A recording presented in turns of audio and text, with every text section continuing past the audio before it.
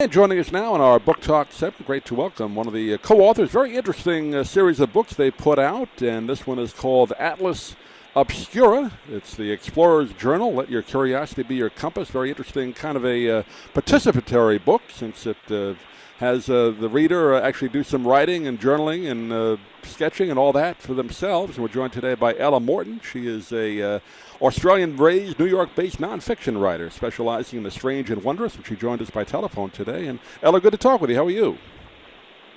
I'm very good. Thank you for having me. Good to have a chance to talk with you for a couple of minutes. And really an interesting book. Like I said, it's participatory, right? The reader has to actually do some work if they use this book, right? As they explore. Yes.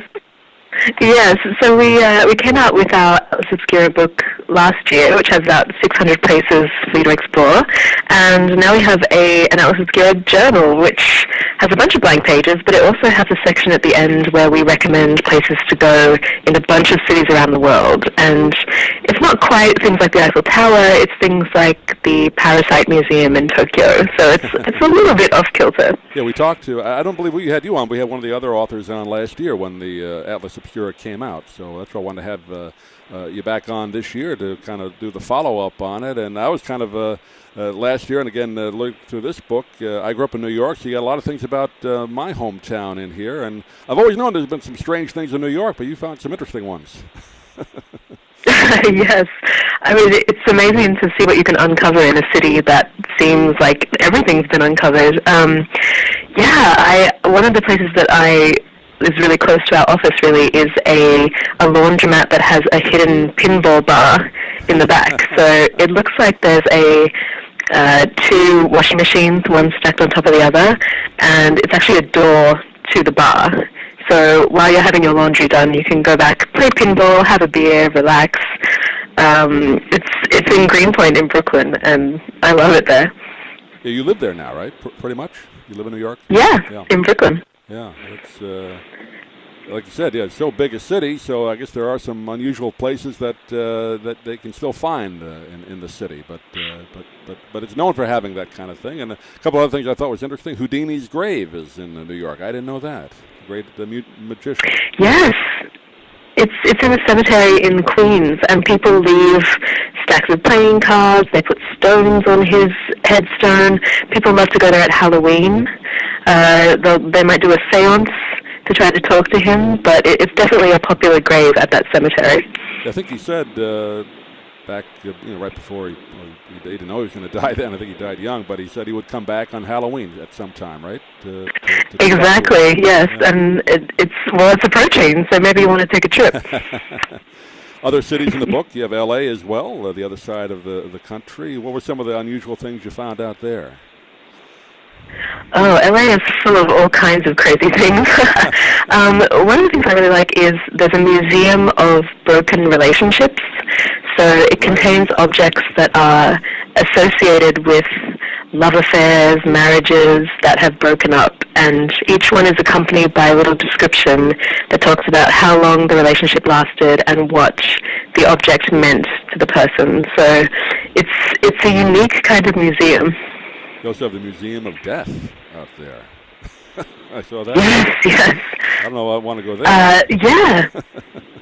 It has a bunch of serial killer artwork, which, depending on your mood, may be shocking. It also has a bunch of relics from actual crimes, so that's a bit of a macabre one.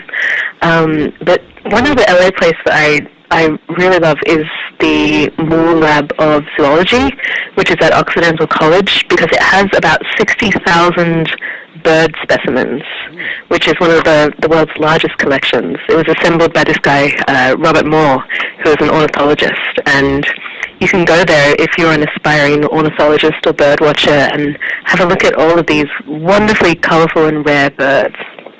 How did you get involved with this project? And I know, I guess Dylan is the other author, or Dylan Thirst. That's who we had on last year, I believe. But how did you get involved with this, and what's kind of your day like to find these places?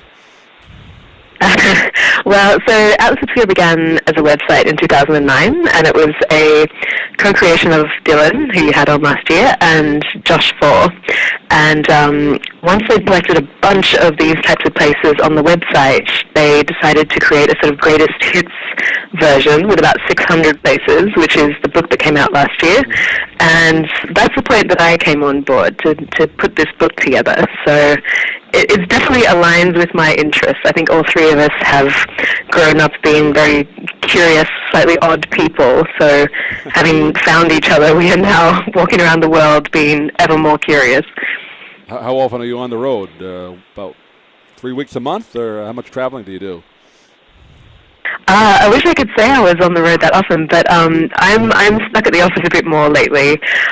We do rely on this wonderful community that we have of Atlas Obscura travelers who are out there all around the world scouting out things for us and reporting back on what they see. So unfortunately I have not done as much travel lately as I would like to, but I definitely have a list for what I want to see next. That's the job of an editor. You got to be behind a computer once in a while, right? Put it all together. Yeah, I know, it's ironic. A couple of other weird things in the book. I thought now Thomas Edison has a museum not too far from we live in Fort Myers, Florida, and there's a sealed test tube containing his last breath. Is that an actual thing, or is that just made up?